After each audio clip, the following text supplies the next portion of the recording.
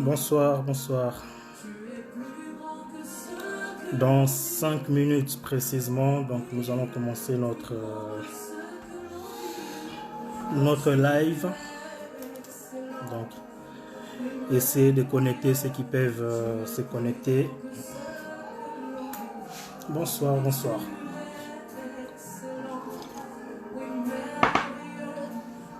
Dans 5 minutes, on va commencer. Hein. Donc, l'heure c'était 21h. Donc, nous avons encore 4 minutes devant nous. Bonsoir, oncle. Oncle Fermé Matoto, bonsoir à toi. Que Dieu te bénisse. J'ose croire que par la foi que j'ai, nous allons vraiment être bénis par le message que nous allons partager ce soir. Connectez-vous, connectez-vous. Dans 4 minutes précisément, nous allons commencer. Connectez-vous, connectez-vous. Bonsoir, bonsoir, bonsoir à tous. Bonsoir à toutes et à tous. Bonsoir. Tu es plus grand que ce que l'on dit. Tu es plus grand que ce que l'on dit. Tu es excellent, merveilleux. Tu es plus grand que ce que l'on dit. Bonsoir, bonsoir, bonsoir. Connectez-vous, dans 3 minutes, nous commençons notre message. Donc, nous avons encore 3 minutes devant nous. Bonsoir, bonsoir, bonsoir à toutes et à tous et bienvenue à vous et que Dieu vous bénisse. Dans 2 minutes précisément, nous allons commencer.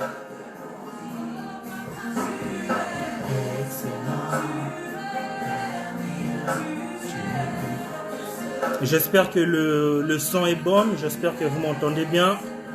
Pour ceux qui veulent bien juste me faire un signe comme quoi que vous m'entendez bien. Comme ça, je ne veux pas que quand on va commencer, qu'il puisse avoir encore des problèmes. Donc pour ceux qui veulent bien, faites-moi juste un signe comme quoi que tout est bon. Faites-moi signe si vous m'entendez bien, s'il vous plaît. On commence dans 2 minutes. Merci, que Dieu vous bénisse. Merci. Nous commençons dans 2 minutes.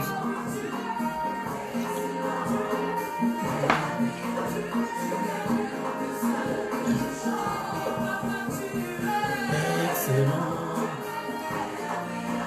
Tu es plus grand que ce que... Bonsoir mon os, l'os de mes os, Edmond Kachama. Que Dieu te bénisse. Tu es plus grand que ce que je crois. Oui, plus grand que ce que je vois. Oh oui, tu es plus grand que ce que mes yeux voient. Tu es plus grand que ce que les gens de ce monde peuvent penser. Tu es au-dessus de toutes choses, le véritable. Excellent. Dans 1 minute précisément, nous allons commencer notre message. Donc, 21h.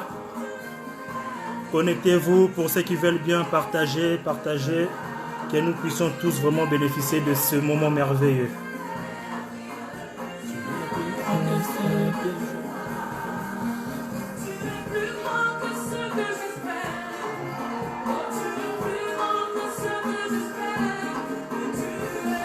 Bon, là, il est 21h.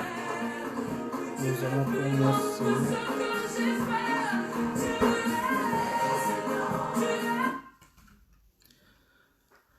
Bonsoir, bonsoir mes frères et sœurs, bonsoir chers amis, bonsoir à vous, que Dieu vous bénisse. Vraiment, j'ose croire que ce moment, ça sera un moment merveilleux pour tout le monde. Nous allons vraiment être nourris de la part de l'Éternel par sa grâce. Je sais que nous allons vraiment être nourris de sa parole. Donc aujourd'hui, nous allons un petit peu parler bien évidemment des Écritures. Nous voulons un tout petit peu comprendre vraiment le pensée des Écritures. Comme j'ai toujours l'habitude de dire que la Bible n'est pas un livre d'histoire.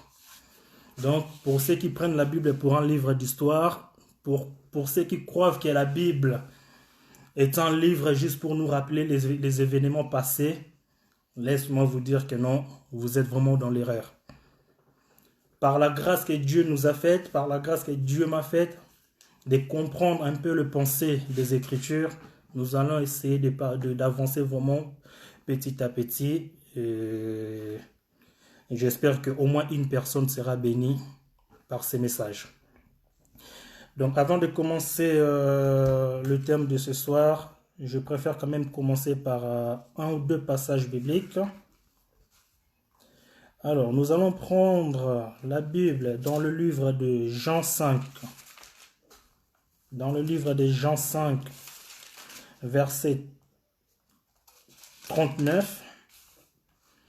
Jean chapitre 5, verset 39. Pour ceux qui veulent bien prendre leur Bible aussi, que ça ne soit pas que ma Bible, parce que ça peut arriver aussi que dans ma Bible, c'est écrit autre chose, et dans le vôtre aussi, c'est écrit autre chose. Donc, je préfère que vous puissiez vérifier avec moi en même temps. Donc, Jean chapitre 5, verset 39. Alors, la Bible dit ceci. Vous sondez les Écritures parce que vous pensez avoir en elles la vie éternelle. Ce sont elles qui rendent témoignage de moi. Donc, comme je l'ai dit tout à l'heure, la Bible n'est pas un livre d'histoire.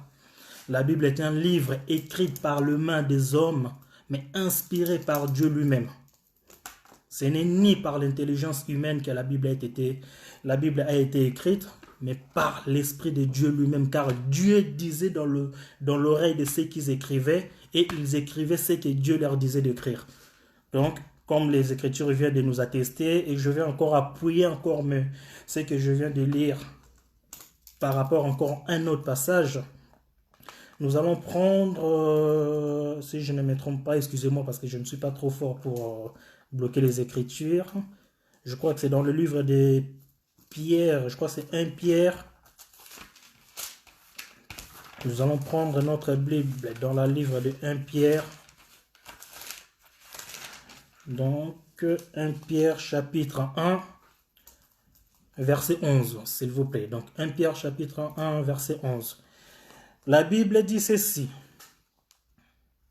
Voulant sonder l'époque et les circonstances marquées par l'Esprit de Christ qui était en eux, et qui attestait d'avance les souffrances de Christ et la gloire dont elles seraient suivies. Donc nous comprenons par là que tous les prophètes qui sont passés, donc je commence bien évidemment par Adam, jusqu'à le tout dernier prophète avant que Christ puisse commencer son œuvre. Donc ça veut dire Jean-Baptiste. Eux tous, ils attestaient que la souffrance et la gloire de Christ. Donc, nous comprenons que toute la Bible, ça veut dire tous les prophètes qui sont passés, ils ne parlaient que de Jésus-Christ. Et ici, nous voyons bien que les Écritures nous parlent de Christ. Et là, on va comprendre qui est Jésus et qui est Christ. Mais là, moi, je parle de Jésus-Christ. Donc, on voit que non, eux tous, ils parlaient que d'un seul homme qui est Jésus-Christ, notre Seigneur et Sauveur. Donc, en voulant comprendre les Écritures, pour nous les humains, pour ceux qui croient que la Bible n'est qu'un livre d'histoire, laisse-moi vous dire encore une fois, détrompez-vous parce que la Bible n'est pas un livre d'histoire. La Bible, tu peux la lire avec ton intelligence, comme Ésaïe dit que nous prenons la Bible, on donne à quelqu'un qui sait lire, quelqu'un vraiment qui a fait des études, mais la personne dit que non, je ne comprends pas car je ne sais pas lire. Et on donne aussi à quelqu'un qui ne sait pas lire, et la personne dit aussi la même chose. Donc nous comprenons que la Bible ne se comprenne pas avec notre intelligence humaine. Tu peux faire des longues études, gloire à Dieu. Tu peux aller vraiment dans les universités, doctorat, tout ce que tu veux, gloire à Dieu. Ça c'est un CV pour nous les humains. C'est vraiment gloire à Dieu. Je vais même t'applaudir. Mais si tu crois par rapport à cette intelligence, tu pourras sonder les Écritures, tu pourras vraiment comprendre le pensée des Écritures. Là, laisse-moi te dire que non, tu te trompes. Donc, voilà un peu vraiment l'introduction que je voulais un petit peu introduire par rapport à mon message de ce soir, pour qu'il ne puisse pas avoir vraiment de confusion. La Bible, encore une fois, n'est pas un livre historique. La Bible est la parole de Dieu Tout-Puissant. Alors, aujourd'hui, nous allons essayer de parler un peu de Simon-Pierre. Nous allons vraiment essayer de faire le lien entre Simon-Pierre, ce que je pense que tout le monde connaît, et Simon de Cyrène, que je pense que peu de gens connaissent, et l'Église. Simon-Pierre est un pécheur, comme tout le monde le sait. C'est quelqu'un vraiment qui aimait être dans l'eau. C'est quelqu'un qui aimait vraiment pêcher vraiment de poissons pour se nourrir et nourrir ainsi sa famille. Donc les Écritures nous disent que non, Simon était un pécheur, comme la Bible bien évidemment l'atteste. Nous allons quand même toujours continuer à apprendre les Écritures, car nous parlons de la Bible et il faut toujours que nous puissions avoir des témoins par rapport à tout ce qui sortira de ma bouche. Il faut vraiment que je puisse avoir des témoins par cela. Mais j'ose croire par la grâce de Dieu, j'aurai quand même des témoins parce qu'encore une fois, je ne suis pas du tout fort pour bloquer des passages bibliques. Mais par la grâce, je sais que nous allons quand même y arriver. Donc, je vais prendre quand même le livre, je crois que c'est dans le livre de Matthieu. Alors, c'est dans le livre de Matthieu 4. Oui, donc nous allons prendre notre livre dans le livre de Matthieu 4 à partir du verset, on va commencer par 18 pour comprendre un peu. Alors, Matthieu chapitre 4, verset 18. La Bible nous dit ceci. Comme il marchait le long de la mer de Galilée, là c'est Jésus bien évidemment qui marchait.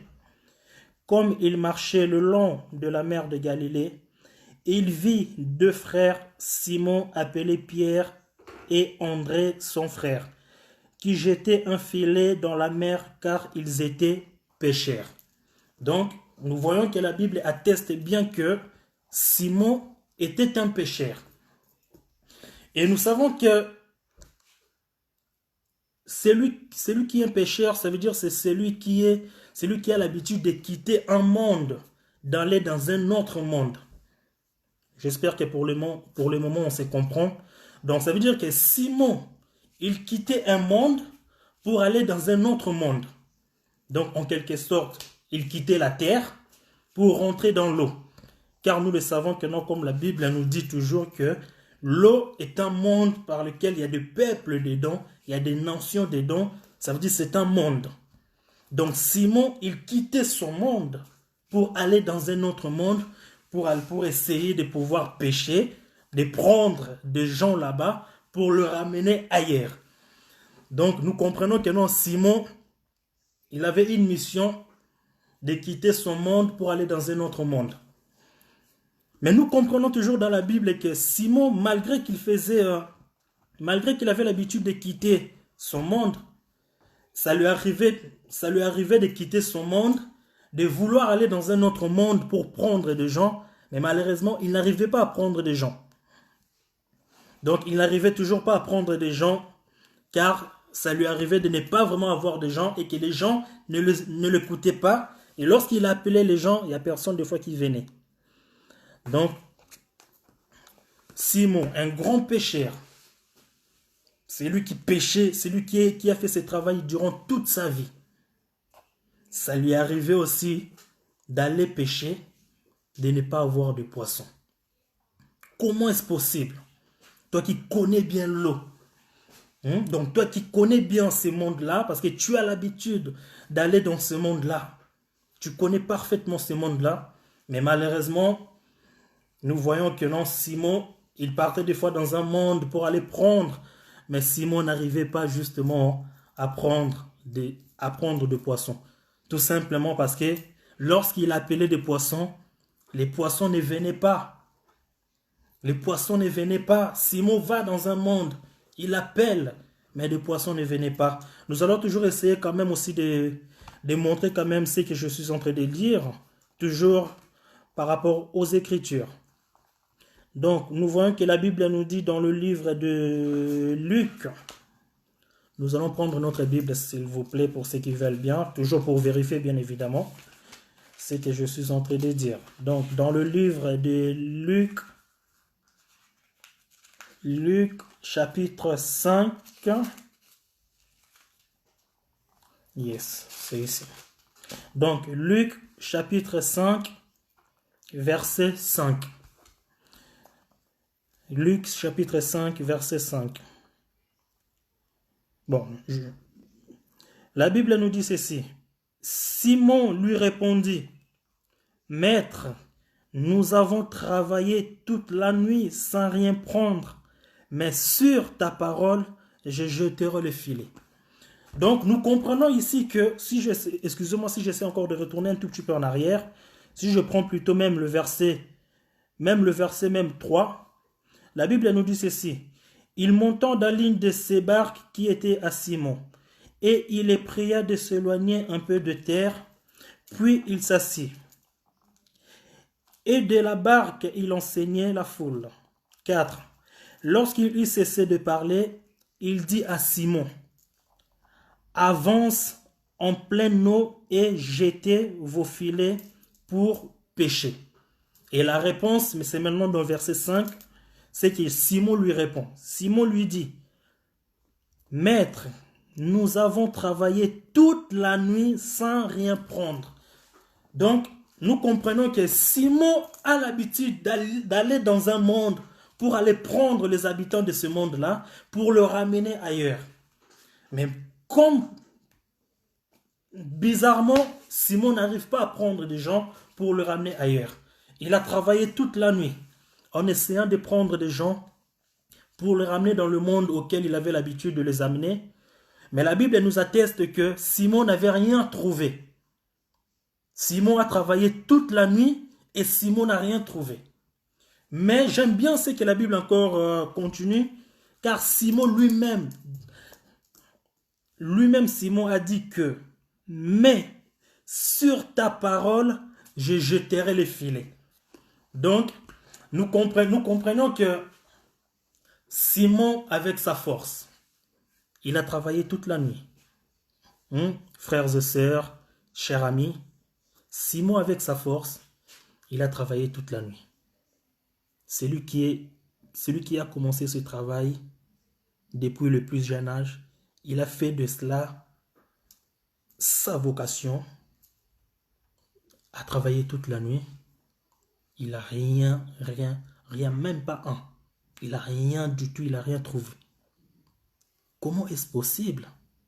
On peut se poser des questions, on peut dire aussi que non, tiens, Simon, il ne sait pas vraiment comment ça fonctionne. Il ne sait pas comment on jette les filets. Il ne sait pas non plus comment on fait des pièges pour que les poissons puissent venir. Maintenant, la Bible atteste que Simon était un pêcheur. C'était vraiment son travail, ça veut dire qu'il connaissait vraiment son travail. Mais comme par hasard, il travailla toute la nuit et Simon ne trouva rien. Jésus lui dit, jette ton filet. Eza marambo oyo nzamba salaka ngolu po eza kitoko makasi. Kotanga Bible eza mabete eza kitoko. Mais qu'on comprendre et penser et à l'écriture wana, c'est encore merveilleux. Car Dieu ne se manifeste pas par rapport à ce que nous lisons. Car la Bible dit que la lettre est tue. La lettre est tue. Donc en essayant toujours de lire la Bible comme nous avons l'habitude de lire des livres, par exemple, je ne sais quelle récitation, nous allons droit en enfer parce que nous ne comprenons pas les Écritures. Et essaye pas. Vraiment, ce soir, je ne vais pas pousser quelqu'un de vouloir comprendre les Écritures avec son intelligence, parce que tu ne comprendras jamais. Je n'essaye pas de vous influencer, que vous essayez de comprendre la Bible avec vos intelligences. Vous ne comprendrez jamais cela.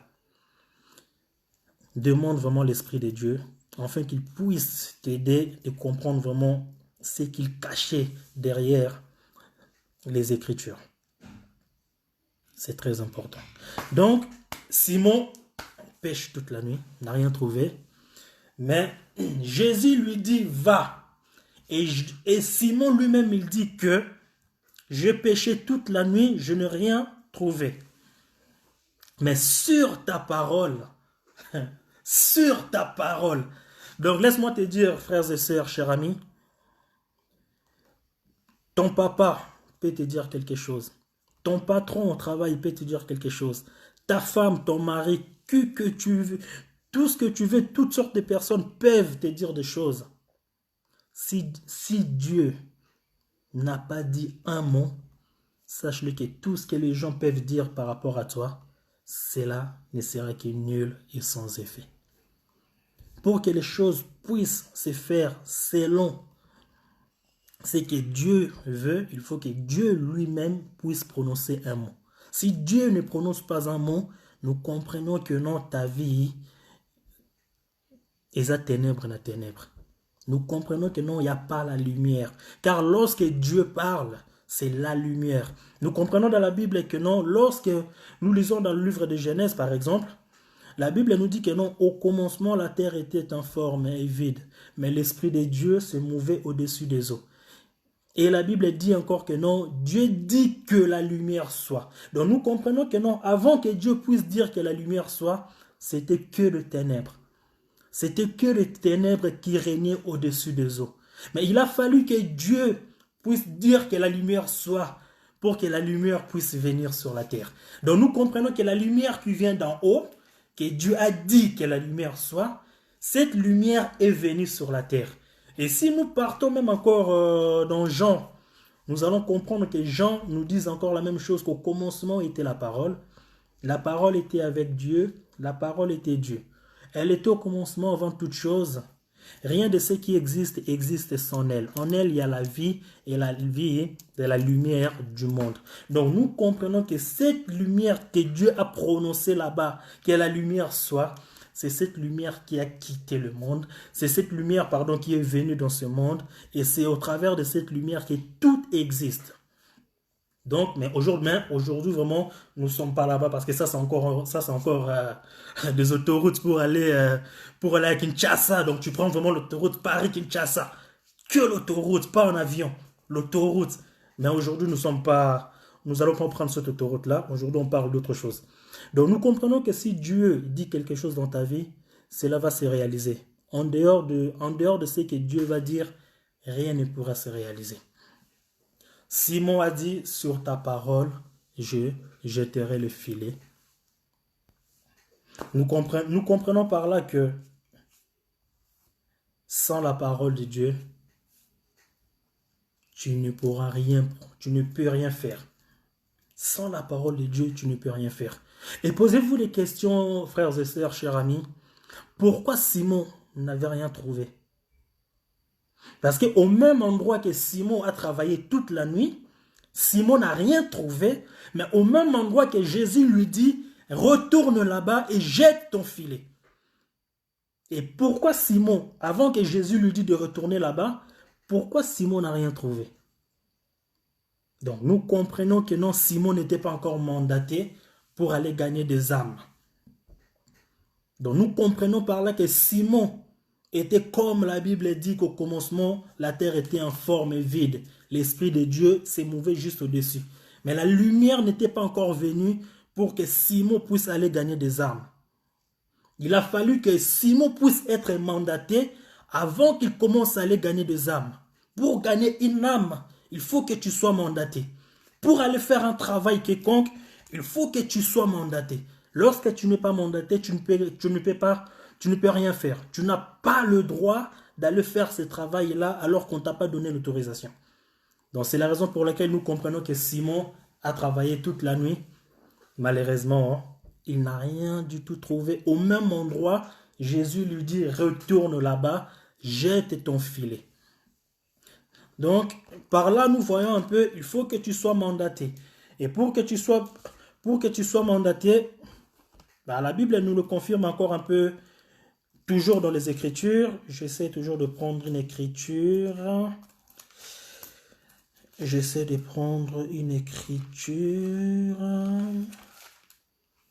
Nous allons prendre, si vous voulez bien, le livre de Ephésiens. Donc nous allons prendre Ephésiens 4, s'il vous plaît.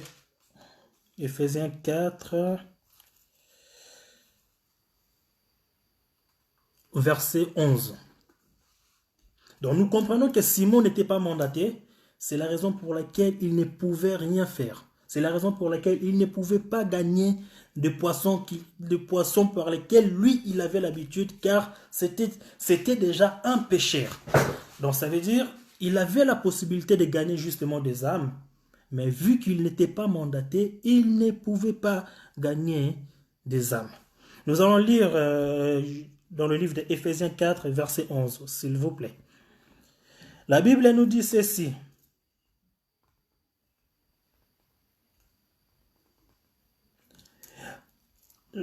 Verset 11, s'il vous plaît.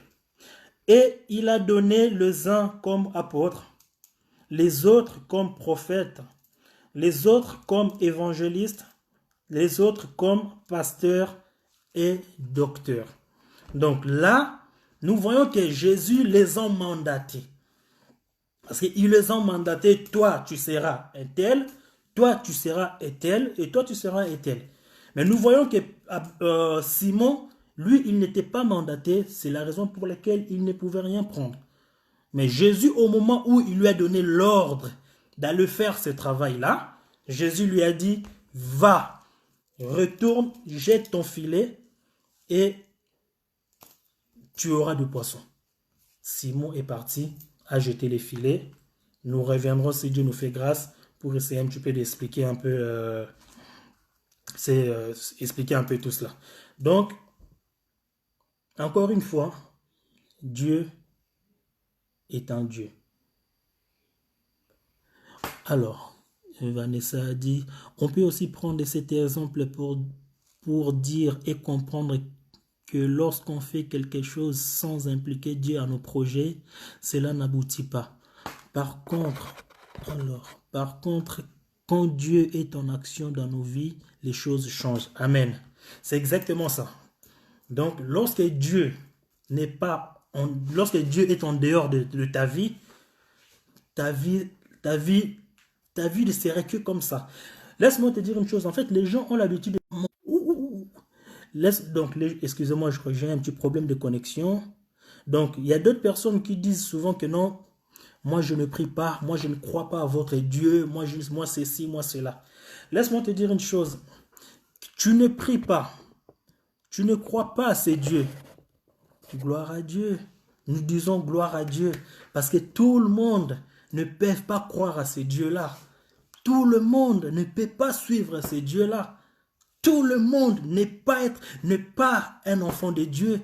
Tout le monde, son nom n'est pas écrit dans le livre de vie. Donc, si tu ne crois pas à ces dieux, gloire à Dieu. Si tu ne crois pas à notre Seigneur qui est Jésus-Christ, Seigneur et Sauveur, gloire à Dieu. Mais laisse-moi te dire que non, nous obligeons personne. Et moi, personnellement, je ne t'oblige pas. Tu ne crois pas à Dieu, gloire à Dieu. Mais laisse-moi te dire juste une chose, que ce Dieu-là a un plan merveilleux pour toi. Il a un plan merveilleux pour toi. Donc tu ne crois pas en lui, gloire à Dieu. Tout le monde ne peut pas être enfant de Dieu. Parce que nous voyons bien que Simon qui était pécheur, lorsqu'il envoyait le filet, Simon avait un nombre de poissons qu'il pouvait prendre. Donc Simon qui était dans notre monde, il venait rentrer dans un autre monde pour prendre les habitants de ce monde-là. Mais nous voyons que Simon ne prenait pas tout le monde, bien-aimé. Donc laisse-moi te dire encore une fois que si tu ne crois pas à Dieu, tu ne crois pas à Jésus-Christ qui est notre Seigneur et Sauveur. C'est lui par qui aujourd'hui, si tu respires, si tu as grâce encore de voir cette vidéo, si tu es encore en vie, c'est par sa grâce. C'est par son œuvre, par l'accomplissement qu'il a fait, que personne ne pouvait faire ça pour toi, mais lui, il a fait. Donc si tu es en vie, c'est parce que lui, il veut que tu sois en vie. Mais si tu ne crois pas en lui, gloire à Dieu. Mais tout le monde n'est pas un enfant de Dieu. Ça, nous devons savoir cela. Nous devons mettre ça dans notre mémoire que tout le monde n'est pas un enfant de Dieu. Donc, Simon envoyait le filet, il pêchait, il prenait des poissons. Mais pourquoi Simon, posez-vous des questions, pourquoi Simon ne prenait pas tous les poissons? Pourquoi Simon ne prenait pas tous les poissons dans l'eau? Parce que la Bible nous atteste que l'eau est un monde à part.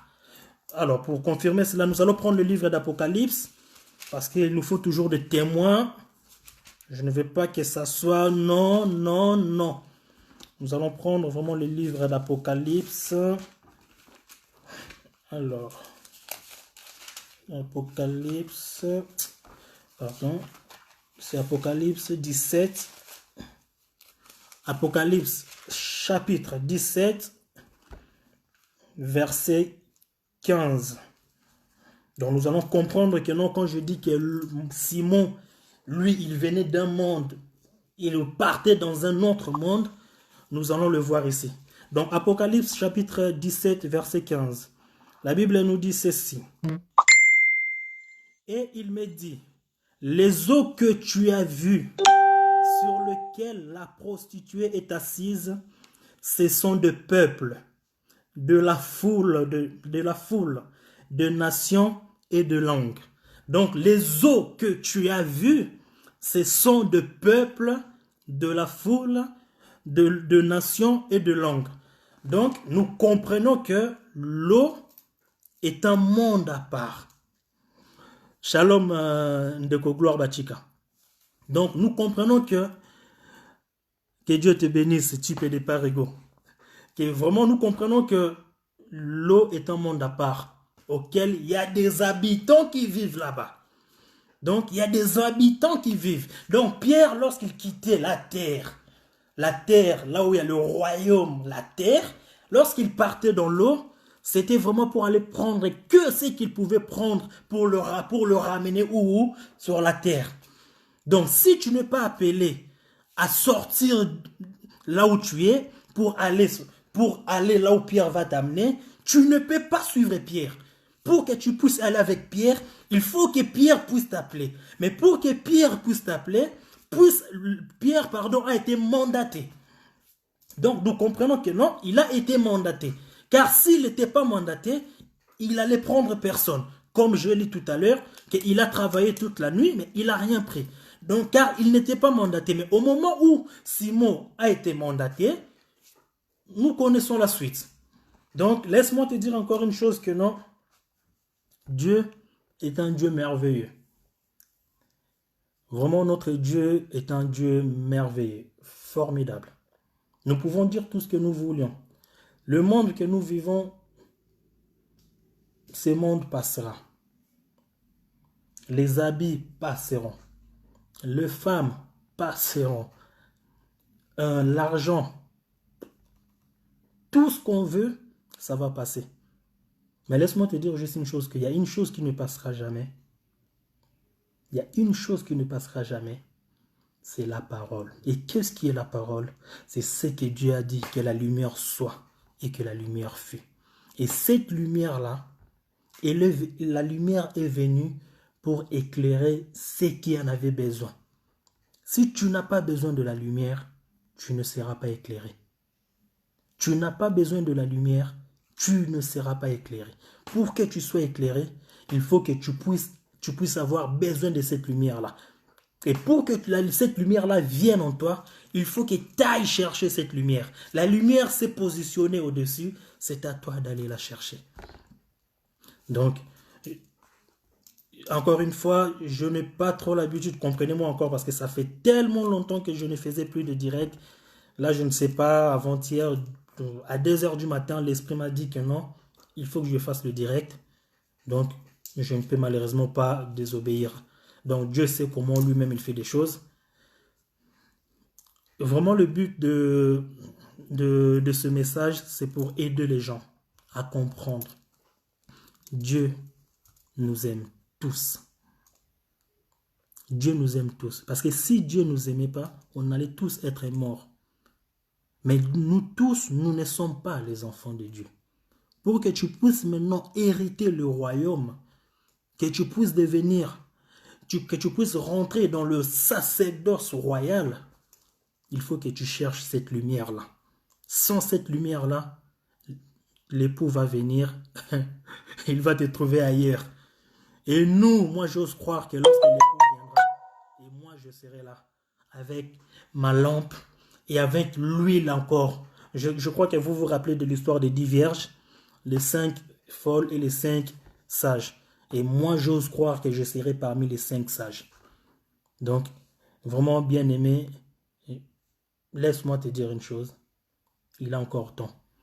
Si tu dors, il est minuit. Tu arrives jusqu'à minuit 5 ou tu arrives même jusqu'à minuit 1. Laisse-moi te dire juste une chose que c'est ce Dieu-là qui te témoigne encore son amour. Parce que si ce Dieu-là ne t'avait pas témoigné son amour, laisse-moi te dire qu'en minuit 1, minuit 00, tu n'allais même pas arriver à minuit 01. Donc tu n'allais même pas faire une seconde de plus. Mais si Dieu te donne encore le souffle de vie, c'est pour que tu puisses venir en lui, car il a besoin de toi. Toute chose passera. Toute chose va passer. Toute chose. J'insiste surtout par rapport à ça, parce que mes frères et sœurs, mes amis, mes frères, vraiment comme on dit un peu entre nous, vraiment, ils me connaissent un peu. Donc, on a essayé de faire tout ce qu'on pouvait faire. La chair m'a demandé tout ce qu'il pouvait me demander. J'ai donné à cette chair tout ce qu'elle m'avait demandé. La chair m'a dit, va voler. Je suis parti voler. La chair m'a dit, ramène-moi 10 copines en même temps. Je suis parti ramener 10 copines en même temps à la chair. Donc tout ce que la chair m'a demandé, je lui ai donné. Mais en fin de compte, j'ai compris que ce que la chair me demandait, c'était même des choses qui pouvaient me tuer depuis longtemps. Depuis longtemps. Moi, si je le dis pour moi.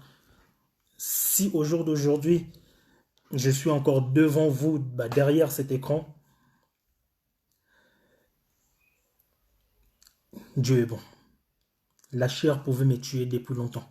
Parce que tout ce que la chair me demandait, c'était que pour me tuer. Ce n'était pas pour que je puisse avoir la vie, mais c'était que pour me tuer.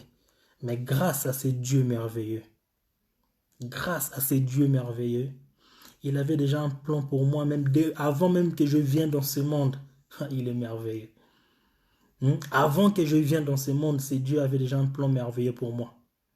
Donc laisse-moi te dire aussi, frères et sœurs, chers amis, Dieu a un plan merveilleux pour toi. Quitte à toi de prendre la décision d'aller chercher cette lumière ou pas. Tu pars chercher cette lumière, la lumière brillera dans ta vie. Tu marcheras avec cette lumière-là. Souvenez-vous encore la mort de Christ. Pas la mort de Christ, pardon, la mort de Jésus.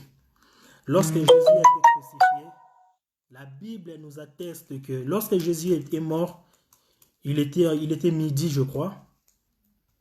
Jésus est mort, il y faisait encore plein jour, il faisait vraiment jour.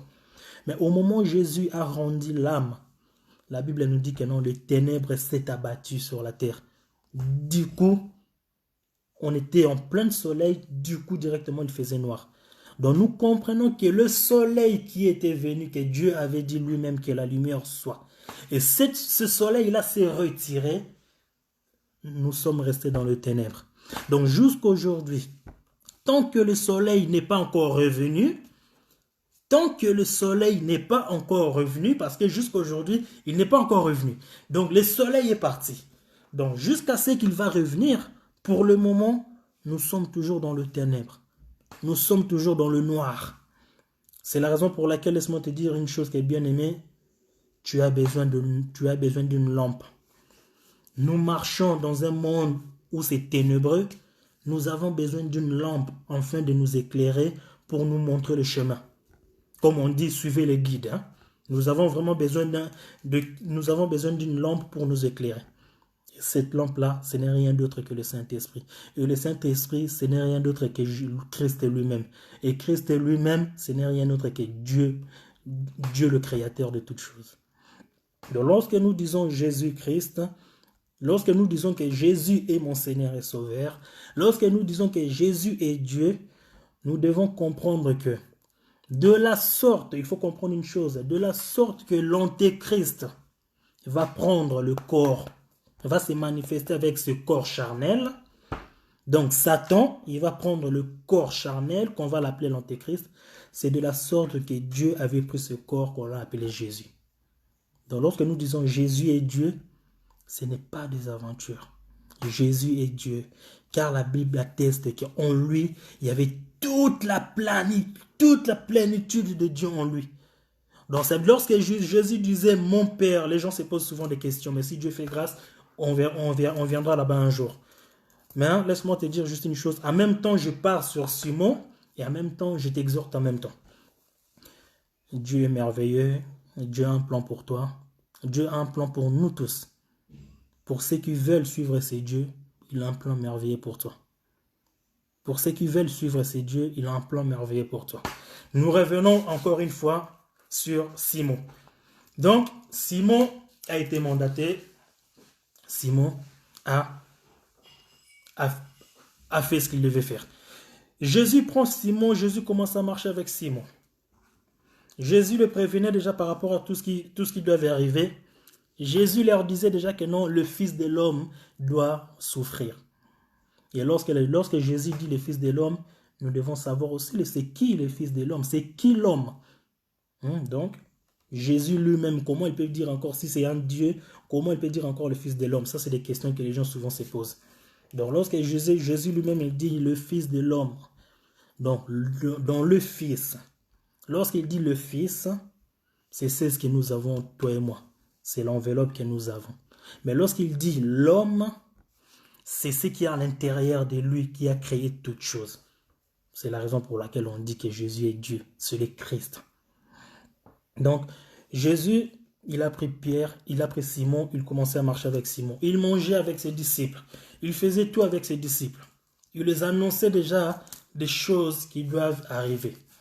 Mais au moment où Jésus maintenant leur disait pour le moment venu pour que Jésus puisse être sacrifié, livré entre les mains de Romains, nous voyons que Jésus parlait avec ses disciples. Jésus leur disait que non, parmi vous, il y aura quelqu'un qui va me trahir. Parmi vous, il y aura quelqu'un qui va me vendre. Parmi vous, il y aura quelqu'un qui va me faire du mal. Laisse-moi te dire, bien-aimé, laisse-moi te dire, frères et sœurs, chers amis, dans tout autour de toi, il y a quelqu'un qui te veut du mal. Il ne te le dit pas, mais il prépare un plan pour te faire du mal. Il prépare un plan pour te faire du mal. Si tu n'as pas cette lumière-là en toi, tu ne pourras pas être sauvé. Tu ne pourras pas éviter le mal que la personne prépare pour toi. Alors, frère Thomas, Nakoza l'a déchargé dans 5 minutes, Kolo Asungangai. Nzamba Pambola yon Thomas. Mon os, vraiment que Dieu te bénisse. Donc nous essayons toujours de continuer toujours avec notre message. Donc Jésus dit que non, bientôt, parmi vous, quelqu'un va me trahir. Nous allons toujours prendre les Écritures pour montrer cela. Alors, nous allons prendre dans le livre de Marc. Nous allons prendre dans le livre de Marc. Marc 14. Marc chapitre 14. Verset 29. Donc, Marc chapitre 14, verset 29, s'il vous plaît. Alors, bon, je commence même un peu plus loin, je commence à partir du verset 27. Jésus leur dit, « Vous serez tous scandalisés, car il est écrit, « Je frapperai le berger, et les brebis seront dispersées. » 28. « Mais après que je serai ressuscité, je vous précéderai en Galilée. » Verset 29. Verset 29. La Bible dit que Pierre dit, quand tous seraient scandalisés, je ne serai pas scandalisé. Donc nous comprenons que Pierre a donné sa parole à Jésus en lui disant que même si tout le monde sera scandalisé, même si tout le monde vont te trahir, même si tout le monde vont te faire du mal, mais moi je ne te ferai pas du mal. Moi je ne serai pas scandalisé et moi je ne te laisserai pas. Jésus lui répondit dans verset 30. Jésus lui dit, je te l'ai dit en vérité, toi, aujourd'hui, cette nuit même, avant que le coq chante 2 fois, tu me régneras 3 fois. Donc, par la grâce, nous savons aussi pourquoi le coq va chanter 2 fois. Et par la grâce, nous savons aussi pourquoi Simon devait régner Jésus 3 fois. Comme je dis tout à l'heure que la Bible n'est pas un livre d'histoire, bien aimé. La Bible n'est pas un livre d'histoire. Donc, si tu lis la Bible et tu dis que Pierre a régné Jésus 2 fois, le coq a chanté au bout de 3e fois. Non. Si ça s'arrête là, mon cher, je te dis, tu rentres dans la catégorie où la Bible dit que non, les Écritures tuent. Tu rentres là-bas. Tu rentres là-bas parce que les Écritures tuent. Pourquoi Simon, a ignoré Jésus 2 fois et puis le coq a chanté 3 fois? Non, a ignoré, Jésus 3 fois et le coq a chanté 2 fois. Donc par la grâce, vraiment nous avons cette explication-là, mais ce n'est pas notre sujet d'aujourd'hui. Donc Jésus, nous revenons sur le 27, Pierre dit, quand tous seraient scandalisés, je ne serai pas scandalisé. Donc nous voyons que Pierre a donné la parole à Jésus que tout le monde sera scandalisé, mais moi, Simon, je ne serai jamais scandalisé. Jésus, je serai avec toi. Même si on va te frapper, tout le monde sera dispersé. Moi, je resterai avec toi. Simon a donné sa parole à Jésus. Jésus lui a même encore coupé la parole en lui disant que non, tu vas me régner cette nuit. 3 fois et le coq chantera 2 fois. Mais Pierre, lui, il a donné sa parole à Jésus qu'il ne va pas régner Jésus. Il a donné sa parole qu'il ne va pas régner Jésus. Ce Jésus-là, il est merveilleux. Il est merveilleux, c'est Jésus. Ce Jésus est merveilleux. Il est tellement merveilleux. Alors, le pain rompu, alors il dit, oui, nous sommes dans les temps de la nuit, mais pour ce qui concerne le ténèbre de la croix, les Écritures montrent que lorsque la lumière, le soleil était disparu, cela était revenu encore. Oui, le pain rompu. Tu as parfaitement raison. Dans les Écritures, la Bible nous montre que lorsque la lumière était partie, et cette lumière était revenue. Donc cela nous montre encore dans la révélation que Jésus est parti et il doit revenir. Donc si tu lis dans la lettre, oui, bien évidemment, la lumière est partie et directement elle est revenue. Au bout de 3 heures après, elle est revenue. Donc ça nous montre que Jésus est parti, mais Jésus doit revenir. Mais pour le moment, ce Jésus-là n'est pas encore revenu. Si nous voulons rentrer maintenant à l'intérieur des Écritures, ce Jésus-là n'est pas encore revenu. Parce que Jésus a dit même lui-même. Alors, le frère a dit encore. Donc, il y a eu 2 mouvements. La disparition du soleil et la réapparition du soleil. Et je sais que vous avez cette connaissance. Je n'ai pas cette connaissance. C'est Dieu qui fait en sorte que je puisse en avoir. Car ce n'est pas par mon intelligence. Mais que Dieu te bénisse. Donc, bien évidemment, il y a eu 2 mouvements. Donc, les 2 mouvements que nous voyons ici, c'est le 2 mouvements justement que Jésus est parti et ce Jésus-là doit revenir parce qu'il dit à ses disciples, je suis parti vous préparer une place et je reviendrai vous prendre. Donc Jésus-là est parti, oui, ça c'est le mouvement que Jésus est parti parce que sache que Jésus lorsqu'il est venu, le Jésus qu'on a crucifié, on n'a pas crucifié le roi. On n'a pas crucifié le roi, on a crucifié Jésus en étant homme et brebis, donc un sacrifice.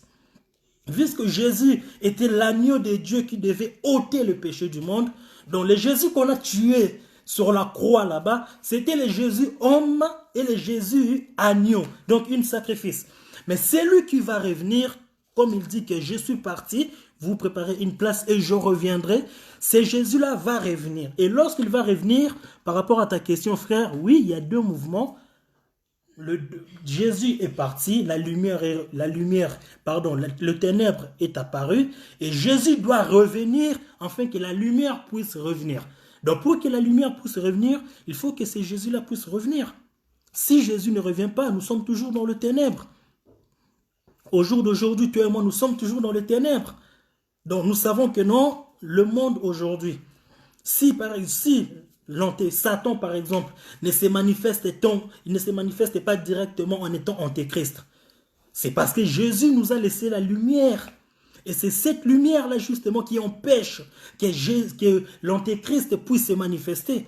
Mais lorsque Jésus va revenir en étant la lumière, il va récupérer et là, l'antéchrist pourra se manifester. Mais pour le moment, Jésus qui est la lumière lui-même n'est pas encore revenu, mais il nous a laissé juste une lampe en fait de nous éclairer par rapport à notre chemin ici-bas. Et cette lampe, ce n'est rien d'autre que le Saint-Esprit. Alors, encore une question. Prophétiquement parlant, c'est Israël qui est resté aujourd'hui dans le noir. Que Dieu te bénisse. Donc, je n'ai même pas encore fini. Donc, c'est Israël qui est resté aujourd'hui dans le noir. Et la réapparition du soleil, c'est le retour glorieux du Messie pour la restauration d'Israël. Que Dieu te bénisse. Donc, tu as donné la réponse toi-même. Donc, nous comprenons que Jésus... Donc là, on vient.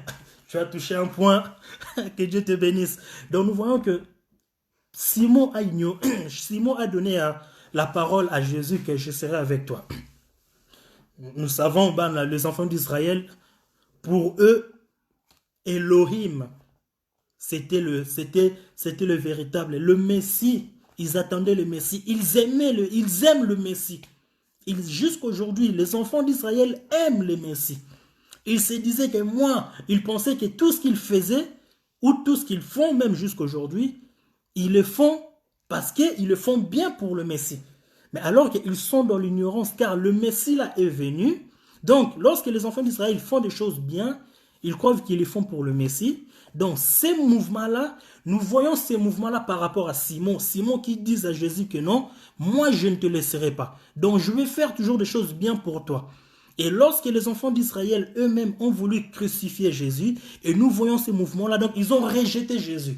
Et ce mouvement-là, nous le voyons aussi par rapport à Simon qui a ignoré Jésus. Donc, bien évidemment, c'est le même mouvement que Jésus, les enfants d'Israël, justement, ont fait. Donc, par rapport à ce que tu as dit, c'est exactement cela. Tu as parfaitement raison. Donc, lorsqu'il reviendra, et c'est lui qui va revenir, ça sera Jésus. Mais ça ne sera plus le Jésus qu'ils ont crucifié.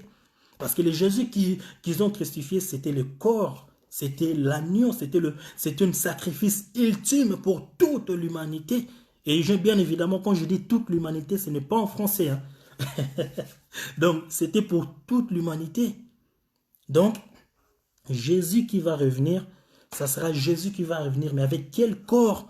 Parce que le corps que Jésus reviendra avec, ça ne sera plus le corps que les enfants d'Israël peuvent attraper. Non. Ça ne sera plus un corps que les Américains ou l'Union européenne peuvent attraper. Non. Ça sera un corps glorieux. Ça sera un corps que personne ne peut toucher. Ça sera un corps que personne ne peut attraper. Donc nous comprenons que non, lorsqu'il reviendra, et c'est de là, il reviendra pour établir toutes choses. Mais la première des choses, ça sera d'abord pour prendre son église. Et pour le moment, nous voyons que Simon a ignoré Jésus. Simon a ignoré Jésus. Donc, nous comprenons que par rapport à cette ignorance-là, c'est ce qu'ils ont fait les enfants d'Israël, justement. Mais Simon, même en question, a dit à Jésus que moi, je ne te laisserai pas. Moi, je ne te laisserai pas. Mais pourquoi tu donnes ta parole à quelqu'un et pourquoi cette parole-là, tu ne l'accomplis pas? Et moi, laisse-moi te dire une chose, frères et sœurs, que Simon a respecté sa parole. Ici, ça va devenir un peu flou, hein, parce que je vais maintenant essayer de changer un peu une bande d'autoroute, parce que là, nous sommes sur l'autoroute la A15, donc là, je vais essayer de prendre un peu l'autoroute la A115, donc pour essayer de bouger un peu, prendre un peu une autre direction, mais notre terminus, ça sera toujours en même destination. Donc, j'essaie un peu de bouger. Donc, le Simon en question, il a donné sa parole à Jésus. Que moi, je ne te laisserai pas. Mais Simon en question a ignoré Jésus. Mais rappelle-toi ce que la Bible dit que non. Jésus dit à Simon que non. En toi, je bâtirai mon église. Jésus aussi a donné une promesse à Simon. Hein? Jésus a donné une promesse aussi à Simon. Si nous pouvons même le lire dans le livre de Matthieu. Dans le livre de Matthieu 16, verset 18. Matthieu 16, verset 18. Jésus, alors, on va lire d'abord 17 pour comprendre toujours un peu. Alors, 17, la Bible dit, pardon, Jésus reprenant la parole lui dit, pardon, excusez-moi, tu es heureux, Simon, fils de Jonas, car ce ne sont pas la chair et le sang qui t'ont révélé cela, mais c'est mon Père qui est dans le lieu, qui est dans le cieux. 18. Et moi, je te dis que tu es Pierre. Tu es Pierre. Et que sur cette pierre, je bâtirai mon église. Pierre a donné une promesse à Jésus. Je ne te laisserai pas. Et Jésus a donné aussi une promesse à Pierre. En toi, je bâtirai mon église. Donc nous comprenons que Pierre est une église. Pierre est une église. Donc, Jésus a dit à Pierre que je bâtirai mon église en toi. Donc, tel que tu es là déjà, tu es une église. Mais comment est-ce possible? Simon a ignoré Pierre. À quel moment encore Simon va devenir encore Pierre pour qu'il puisse maintenant, pour qu'il puisse exécuter ce qu'il avait dit que moi je ne te laisserai pas. Je serai avec toi. Je vais te suivre partout. Je vais te suivre partout. Je ne vais pas te laisser. Simon avait donné la promesse à Jésus qu'il ne va jamais le laisser. Mais lorsque le Romain sont venus, Simon a régné Jésus 3 fois. Et le coq a chanté 2 fois. Pourquoi Simon n'a pas respecté sa parole? Mais laisse-moi te dire, bien aimé, que Simon a bien respecté sa parole. Simon n'a pas désobéi à sa parole. Simon a bien respecté sa parole. Nous allons prendre un peu... on va prendre un peu un passage que Jésus parlait. Alors, on va prendre...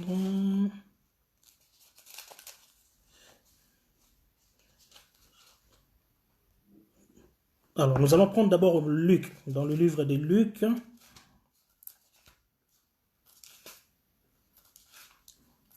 Je vais faire un tout petit peu retour en arrière, parce que là, je regarde dans le rétroviseur. On me faisait signe, retourne, retourne. Donc là, je retourne un tout petit peu en arrière. Je vais prendre juste Luc 5, s'il vous plaît, verset 10. Je vais lire ça rapidement. Luc 5, verset 10. La Bible dit ceci. Il en était de même. Non, je vais partir sur 9. Alors, je vais partir sur 9 pour comprendre un peu. Car l'épouvante qu'il avait saisi, lui et tous ceux qui étaient avec lui, à cause de la pêche qu'ils avaient faite. 10. Il en était de même de Jacques et Jean, fils de Zébédée, les associés de Simon. Alors Jésus dit à Simon, ne crains point, désormais tu seras pêcheur d'hommes. Donc nous voyons que Jésus avait fait déjà une promesse encore bien avant à Simon, qu'il fera de lui de pêcheur d'hommes. Au lieu que tu pêches de poissons, que tu rentres même toute la nuit, tu travailles toute la nuit, que tu ne trouves rien, moi je ferai de toi le pêcheur d'hommes. Ce qui est merveilleux, parce que lorsque Jésus dit quelque chose, il finit toujours par le faire. Parce qu'il ne ment jamais. Il n'a jamais menti et il finira jamais par mentir. Donc, il a donné une promesse à Simon en lui disant que non, je ferai de toi un pêcheur d'hommes. Il lui a donné encore une promesse en lui disant que non, tu es une pierre par laquelle je bâtirai mon église. Jésus a donné de merveilleuses promesses à Pierre, à Simon. Il a donné vraiment des promesses merveilleuses. Malheureusement, Simon, lui de son côté, a-t-il tenu à sa promesse ou pas? Nous allons changer maintenant de bande. Nous allons prendre la Bible toujours dans le livre de Luc. Luc 23. Alors, la Bible nous dit dans Luc 23, verset 26. La Bible dit ceci. Comme il amenait, ils prirent un certain Simon de Cyrène, qui revenait de champ, et ils le chargèrent de la croix pour qu'il la porte derrière Jésus. Hein? Comme il amenait, ils prirent un certain Simon de Cyrène. Ici, dans la lettre, j'ai bien dit, dans la lettre, en lisant comme ça, nous voyons que Simon-Pierre n'est pas Simon de Cyrène. Je précise bien. Simon-Pierre n'est pas Simon de Cyrène. C'est vraiment deux personnes différentes dans la lettre. Mais on va essayer par la grâce de rentrer un peu plus, si Dieu va nous faire grâce pour que nous puissions comprendre cela. Donc, comme il amenait, ils prirent un certain Simon de Cyrène qui revenait de champ. Donc, Simon qui revenait de champ. Donc, champ en quelque sorte dans la Bible, ça signifie beaucoup de choses, mais ça signifie aussi ailleurs, donc à l'extérieur. Donc, Simon qui revenait des champs, ça veut dire que c'était quelqu'un qui revenait de l'extérieur. Ça veut dire que c'était quelqu'un qui n'habitait pas dans cette ville-là, premièrement. Donc, il venait de l'extérieur. Et ils le chargèrent de la croix pour qu'il la porte derrière Jésus. Donc, Simon qui est étranger, je peux dire ça comme ça, il vient de l'extérieur d'Israël, parce que Simon n'était pas un juif. La Bible l'a bien précisé, n'était pas un juif. D'ailleurs, le mot Cyrène, Simon de Cyrène, atteste bien que non, Simon était né dans la ville de Cyrène. Et la ville de Cyrène, c'est une ville qui se trouvait en dehors d'Israël, ça veut dire en Libye. Donc, nous voyons que Simon était tout simplement un étranger. Mais un étranger qui faisait son chemin, un étranger qui était en train de marcher calmement, mais bizarrement, ils se sont croisés. Donc, il a croisé le chemin de Jésus. En croisant le chemin de Jésus, qu'est-ce que le Cyrène a fait? Le Cyrène a pris la croix de Jésus et la Bible dit que non, il la porte derrière Jésus. Il est en train de porter la croix de Jésus, mais pas devant Jésus, mais derrière Jésus.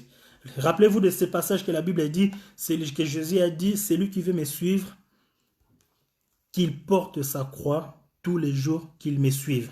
Donc, pour suivre quelqu'un, il faut que quelqu'un soit devant toi et toi, tu suis derrière.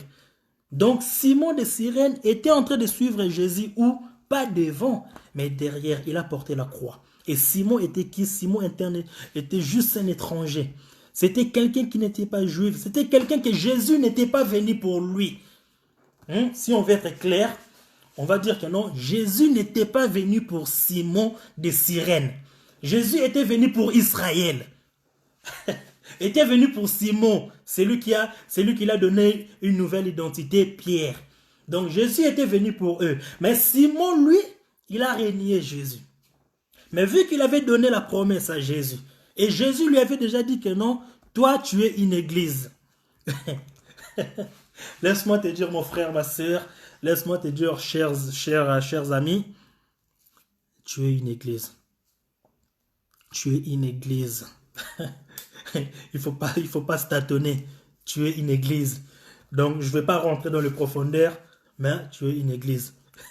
Donc Simon, nous voyons que non, Jésus était venu pour Simon-Pierre. Mais Jésus a dit à Simon-Pierre que je ferai de toi un pécheur d'hommes et je bâtirai mon église en toi. Donc, toi, tu es déjà une église. Tu es déjà une église, car tu es une pierre auquel je bâtirai une église. Donc Simon était déjà comme une fondation d'une maison.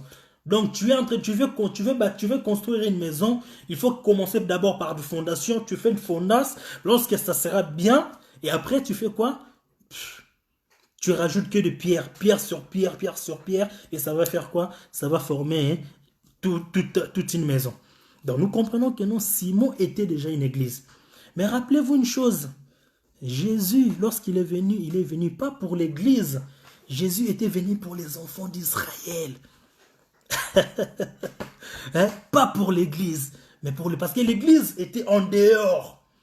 L'église était en dehors. Mais les enfants d'Israël, Jésus était venu pour eux. Mais en arrivant, les enfants d'Israël ont fait quoi? Ils l'ont rejeté. Donc Simon a rejeté Jésus. Mais vu qu'il était église, vu qu'il avait donné la promesse à Jésus que moi je ne te laisserai pas, même si tu vas à la mort, je ne te laisserai pas. Simon là, il devait se manifester. Hein? Simon là devait se manifester. Donc Jésus partant, on peut se dire aussi, bah ça c'est moi qui rajoute, hein. Jésus peut se dire aussi que non, lorsqu'il partait, je peux dire aussi que Jésus, lorsqu'il partait sur le chemin de la croix, ils peuvent se poser aussi la question en se disant que, vraiment tous pouvaient m'abandonner, mais je ne pouvais pas croire que Simon, Pierre, Église pouvaient m'abandonner. Ça, c'est moi qui rajoute, bien évidemment. Donc, Jésus pouvait poser aussi des questions, ce genre de questions, hein. Vraiment, tout le monde pouvait m'abandonner, mais je ne pouvais pas croire que Pierre pouvait m'abandonner. Et laisse-moi te dire une chose, que Pierre n'a jamais abandonné Jésus. Il a accompagné Jésus jusqu'à la croix. Parce qu'il avait donné la promesse à Jésus que je ne te laisserai pas. Même si tout le monde est scandalisé, moi je ne serai pas scandalisé. Simon de Cyrène porte la croix.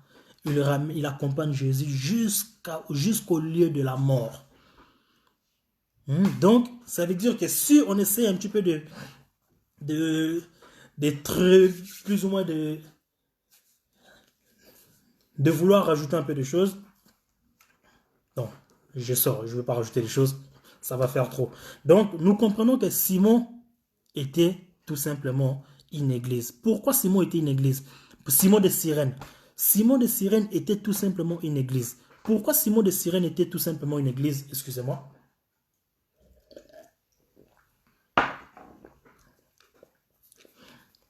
Excusez-moi. Donc, pourquoi Simon de Cyrène était tout simplement une église? Parce que la Bible elle a confirmé que Simon était un étranger. Mais un étranger qui a accepté de porter la croix de Jésus. Donc, église que Jésus n'était pas venu pour l'église, Jésus était venu pour les enfants d'Israël, église qui était hors Israël, église qui était non juif, église qui n'était pas dans le plan, a trouvé grâce, tout simplement parce que ils se sont croisés. Jésus est passé par là, l'église est passée par là, l'église a accepté.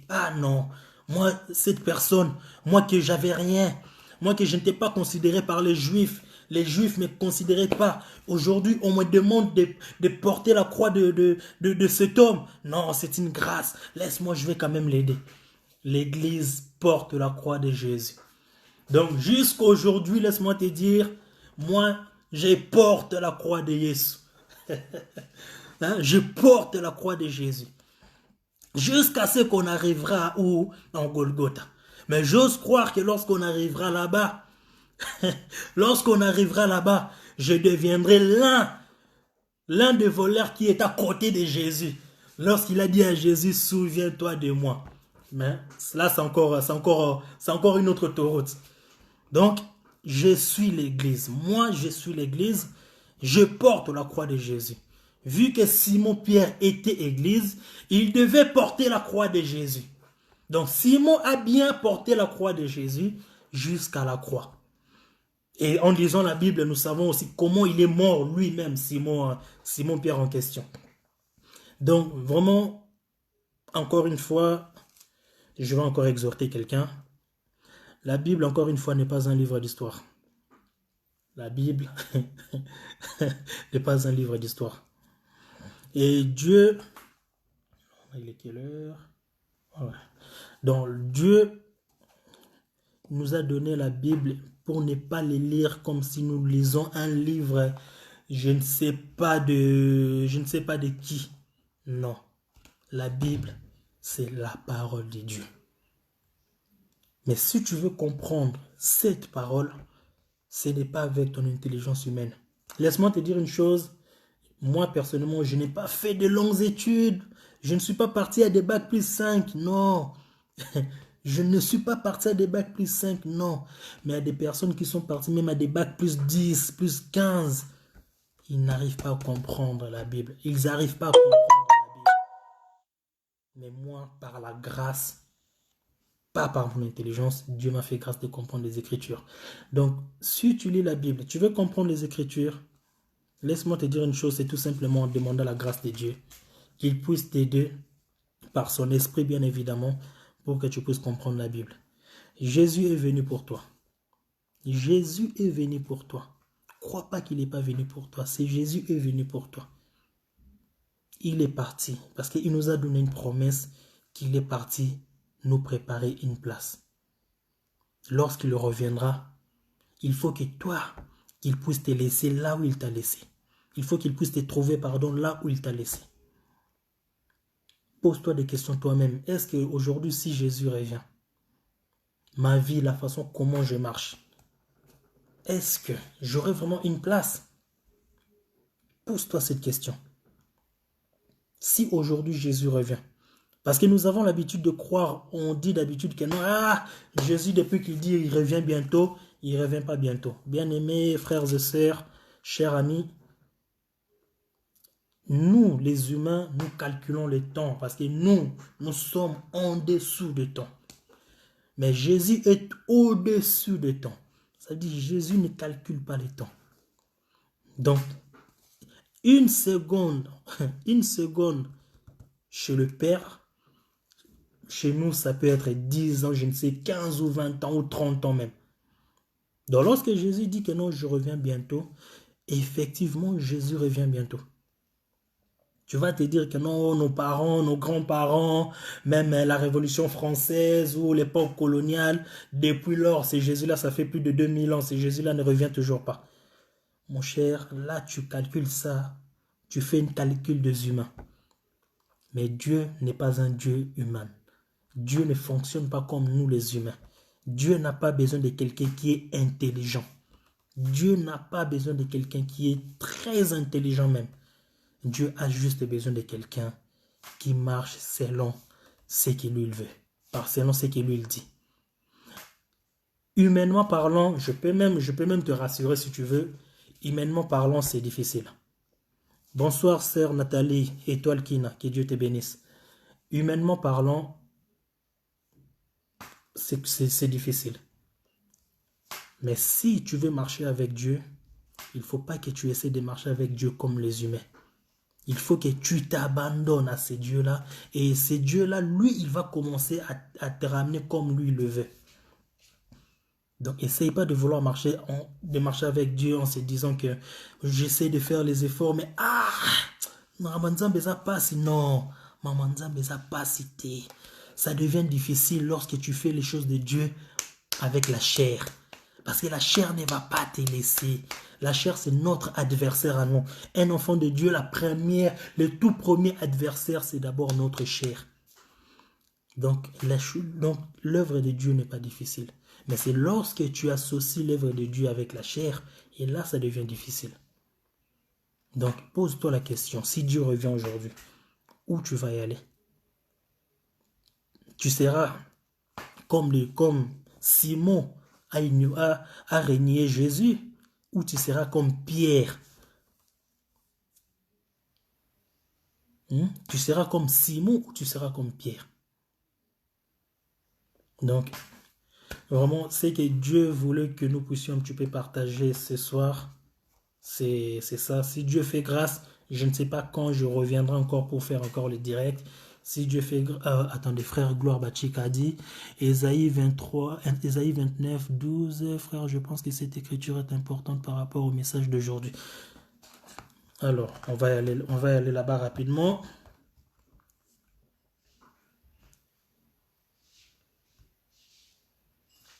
Alors, on y va là-bas rapidement, excusez-moi.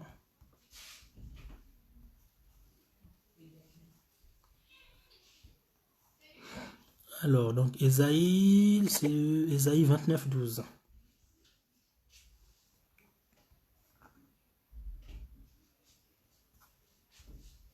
Ésaïe 29, 12.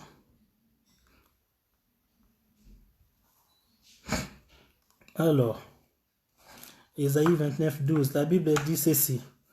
Ou comme un livre qu'on donne à un homme, que Dieu te bénisse, frère Gloire. Je l'avais déjà dit tout à l'heure, que Dieu te bénisse pour le verset.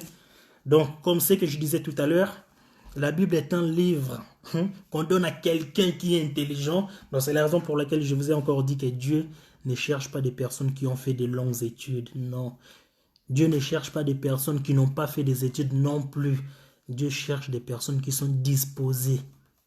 Il faut que tu sois disposé afin que tu puisses avoir une communion avec ces dieux-là.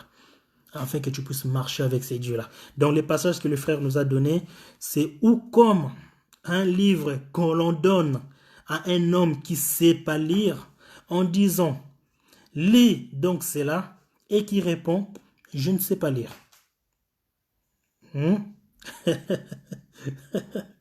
Donc, on voit qu'on donne à quelqu'un, la personne dit que non, je ne sais pas lire.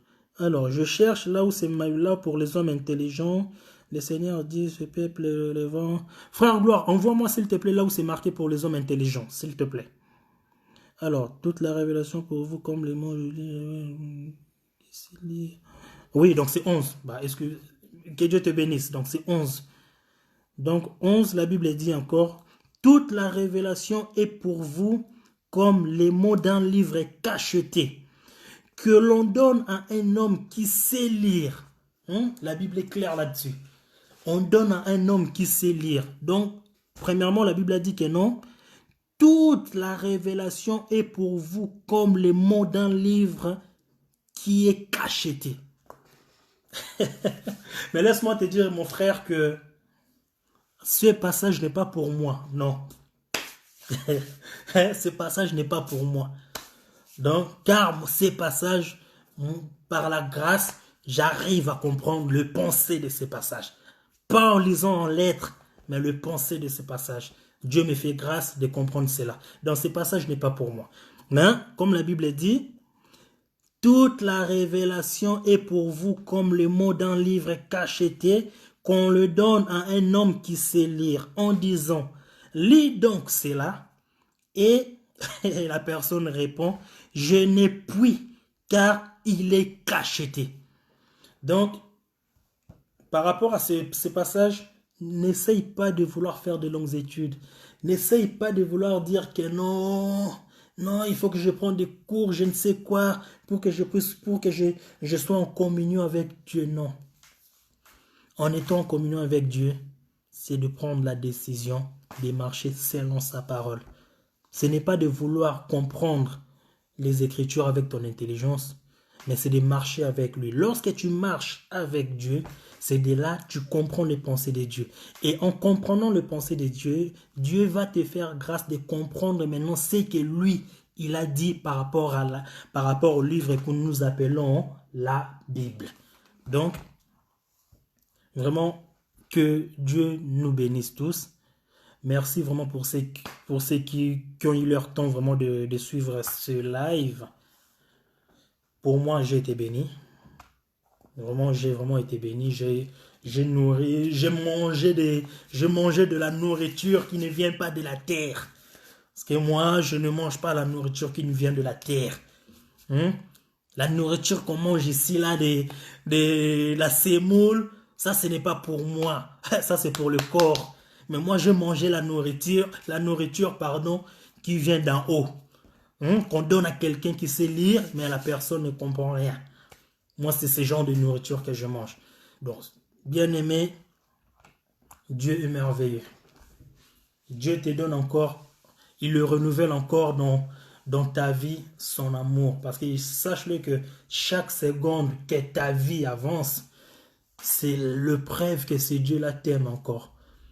C'est le preuve que Dieu là témoigne encore son amour dans ta vie. Pose-toi la question seulement, si ce Dieu là revient aujourd'hui, où serais-je? Où serais-je si ce Dieu là revient aujourd'hui? Donc, notre réunion de ce soir, je pense que touche à sa fin. Je ne vais pas trop vous monopoliser non plus. Chaque chose a son temps, comme les Écritures disent. Nous voulons pas marcher en dehors des Écritures. Donc, nous essayons toujours de marcher par rapport à ce que les Écritures disent. Donc, chaque chose en son temps. Donc, nous avons pris un temps pour manger de la bonne nourriture. Parce que ça, c'est de la nourriture pour ceux qui viennent d'en haut. Pour ceux qui viennent d'en haut. Juste une chose avant de finir. Je vais toucher juste un passage, mais rapidement, pour vous montrer ce que Pierre, lorsque Jésus lui a dit, va là-bas, jette ton filet. Et Pierre a répondu à Jésus, j'ai péché toute la nuit, je n'ai rien trouvé. Mais par ta parole, je jette mon filet. Donc nous comprenons que Pierre avait jeté son filet toute la nuit. Là je parle de Simon. Avait jeté son filet toute la nuit, Simon n'avait rien trouvé. Mais Jésus lui a dit, jette ton filet. Et nous allons maintenant voir ce que Simon avait trouvé. Nous allons prendre le livre de Jean, s'il vous plaît. Jean 21. Jean 21, verset 11. Bon, nous allons quand même un peu descendre à partir du verset 9 pour comprendre, mais c'est verset 11 qui nous intéresse. Mais on va partir du verset 9. La Bible dit ceci. Lorsqu'il fut descendu à terre, ils virent là de charbon allumé, du poisson dessus et du pain. Jésus leur dit, apportez de poisson que vous venez de prendre. Donc, on peut même retourner même à 8 pour comprendre encore un peu mieux. En 8, la Bible dit, les autres disciples vinrent avec la barque. Donc, ils étaient encore là-bas.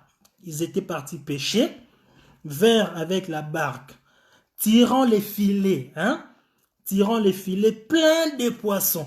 Donc, le filet que Jésus lui avait dit de jeter, que lui, il avait jeté toute la nuit, il n'avait rien trouvé.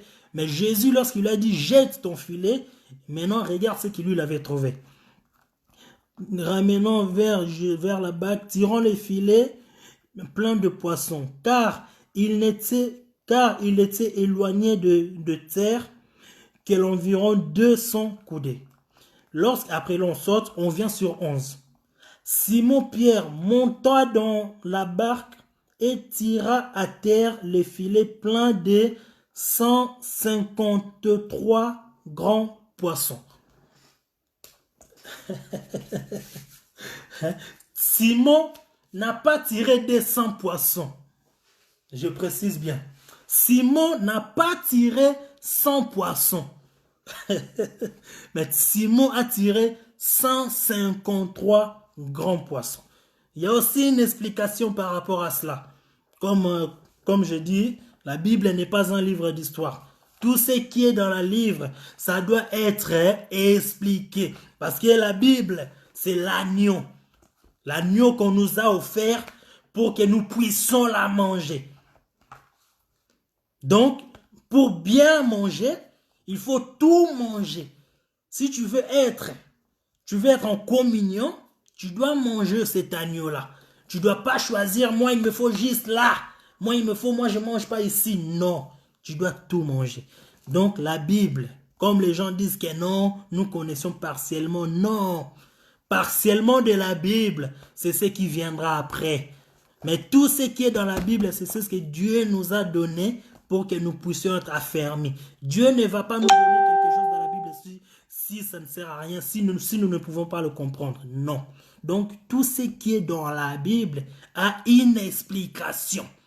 Donc, les 153 grands poissons que Pierre a ramenés, donc dans le verset 11, Pierre tira 153 grands poissons et quoi qu'il en eût tant, les filets ne se rompurent point. malgré qu'il y en avait plein, les 153 grands poissons, mais les filets ne se remplissent point. Donc nous comprenons que Pierre qui partait dans l'eau, c'était Pierre qui partait dans l'eau lorsqu'il a été mandaté. Lorsqu'il a été mandaté, il a pris ce qu'il devait prendre pour aller maintenant prendre des gens là-bas. Et ce qu'il devait prendre là-bas, ce n'est rien d'autre que la parole de Dieu. Parce que la parole de Dieu, lorsque tu envoies le filet va tirer des poissons que le filet lui-même appelle. Parce que le filet n'appelle pas tous les poissons. Le filet appelle seulement les 153 grands poissons. Les filets n'appellent pas tous les poissons. Donc, encore une fois, laisse-moi te dire, toi qui crois que Dieu n'existait pas, Jésus n'est pas Dieu, laisse-moi te dire, tout le monde ne sera pas avec ce Jésus-là. Tout le monde n'ira pas avec lui. Moi, j'ose croire que je serai avec lui. Mais tout le monde ne sera pas avec lui. Donc la parole de Dieu aussi, c'est que les gens disent par rapport à la Bible. Laisse-moi te dire que tout le monde ne va pas aimer la Bible. C'est normal. Donc tout le monde ne va pas aimer la Bible non plus. Donc il ne faut pas forcer les gens. Moi je parle. J'ai eu la grâce de parler. Je parle. Parce qu'il y a des gens même qui essayent aussi de parler, mais ils n'ont pas encore cette grâce-là, ils ne peuvent pas. Et moi, j'ai la grâce de parler de la Bible, je parle de la Bible. Je n'oblige personne. Donc, vu que le filet n'attrape pas tous les poissons, donc nous comprenons que la Bible, qui est la parole, qui est représentée comme le filet, ne va pas attraper non plus tout le monde. Donc, tout le monde ne va pas non plus aimer la Bible. Que tu prends la Bible et tu déchires, tu donnes des sabots, je ne sais comment. La Bible reste la Bible. Mais cette Bible devient efficace lorsque tu la mets en pratique. Humainement parlant, c'est difficile. Je suis d'accord, comme on dit de Tchaboua, là, ils me connaissent. Donc, humainement parlant, c'est difficile. J'ai été depuis des années, j'avais cette grâce, mais moi, je fouillais toujours. Parce que humainement, moi, je me disais même que c'est impossible de se mettre devant les gens, c'est impossible. Mais, ce Dieu-là m'a tellement aimé, il avait tellement un plan merveilleux pour moi. Il dit non, toi, je ne peux pas te laisser. Toi, je ne peux pas te laisser. Parce que je sais que toi, tu vas aussi appeler tes frères. Tes frères aussi vont te suivre. Et tes frères là, ils vont aussi appeler d'autres personnes. Donc, Dieu ne pouvait pas me laisser. Lorsque la chair me disait, va prendre des filles là-bas. La chair m'a envoyé là-bas. La chair m'a envoyé pour aller mourir. Mais c'est Dieu-là me protégeait toujours. Parce que j'ose croire que derrière ce que, à l'intérieur de ce que Dieu a mis en moi, il y a des gens encore derrière qui vont venir. Il y a des gens qui vont venir. Car la Bible dit, allez faire de toutes les nations mes disciples. Donc, que Dieu vraiment puisse nous bénir. Donc, en gros, par rapport à ce que nous avons parlé aujourd'hui, nous comprenons que Simon n'a pas abandonné Jésus, n'a pas désobéi à sa parole. Simon était l'église. Pierre était une église. Donc, vu qu'il avait donné la parole, qu'il ne sera pas scandalisé par rapport, même si Jésus, on le ramène jusqu'à la mort, il sera avec lui. Et nous avons vu que Simon là, a même porté la croix de Jésus jusqu'à l'accompagner, jusqu'au Golgotha. Donc, Simon, si tu lis en français, oui, tu vas dire que Simon n'a pas respecté sa parole. Si tu lis en français, tu diras que Simon n'a pas respecté sa parole. Mais si Dieu te fait grâce de comprendre, maintenant de descendre pour voir les cachetés de cette parole, tu comprendras que Simon a bel et bien respecté sa parole. Parce que Simon a porté la croix de Jésus en le ramenant jusqu'au Golgotha où Jésus a été crucifié. Une église porte la croix de Jésus. Pierre, qui était église, devait porter la croix de Jésus. Par la personne de Simon de Cyrène, qui était étranger, église, il devait porter la croix de Jésus. Donc, que Dieu puisse vraiment nous bénir, que Dieu puisse nous faire du bien. Je ne sais pas quand je ferai encore de live, comme je l'ai dit tout à l'heure. Si Dieu me dit, l'Esprit me dit de le faire demain, je le ferai demain. Mais de moi-même, je ne donne pas de date, parce que même pour aujourd'hui, ce n'était même pas prévu. Donc avant-hier, dans la nuit, c'était à 2 heures du matin que non, l'Esprit m'a dit qu'il faut que je fasse cette vidéo-là ce vendredi. Donc ce n'était même pas programmé, rien. C'était dans la nuit de mercredi à jeudi qu'il m'est arrivé, non, la nuit de mardi à mercredi qu'il m'est arrivé que non, il fallait que je fasse ça. Donc, au moment même, j'ai pris ça, au moment même, le moment même des choses à dire sont venues, j'ai pris quelques notes et au moment même là, je vous parle, Dieu fait des choses. Donc, c'est Dieu merveilleux. Lorsque Dieu te dit de faire quelque chose, il ne faut pas se douter. Même si tu n'as pas l'habitude, il ne faut pas se douter. Vas-y. Vas-y. Il ne faut pas se douter. Vas-y. Rappelle-toi que Moïse avait des doutes aussi par rapport à ces dieux-là. Lorsque Dieu lui disait d'aller affronter Pharaon. Moïse avait des doutes. Moïse n'a été devant Pharaon. Dieu lui a dit, vas-y. Si Dieu te donne sa parole, sache-le qu'avec sa parole, tu vas faire des exploits. Tu vas passer partout. Il n'y aura pas de barrières si tu as la parole de Dieu. Dieu a donné sa parole à Moïse qui était la verge. Dieu a donné sa parole à Moïse et Moïse passait partout. Lorsque Moïse voulait faire quelque chose, c'était que par rapport au bâton. Donc c'était la parole de Dieu. Si Dieu te donne sa parole, tu passeras partout. Mais il ne faut pas hésiter. Il ne faut pas avoir peur. Dieu est avec nous. La Bible dit, si Dieu est pour toi, je mets toi. Si Dieu est pour toi, qui sera contre toi? Si Dieu est pour toi, qui sera contre toi? Personne. Donc, que Dieu puisse nous bénir abondamment.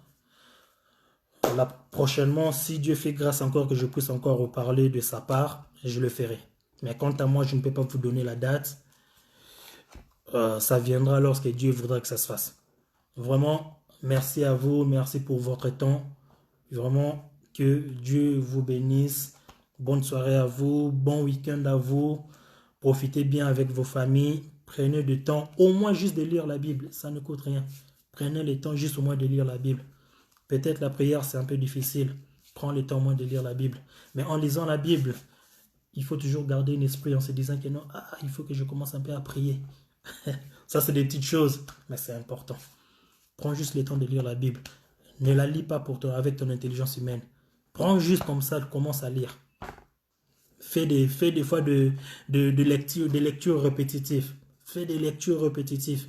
Et c'est comme ça que Dieu va commencer à t'ouvrir les yeux. Vraiment, que Dieu puisse vous bénir. Bonne soirée à vous. Bon week-end à vous. Prochainement, si Dieu fait grâce, Tokomonana. Vraiment, un grand merci à vous. Que Dieu vous bénisse. Bonne soirée à vous.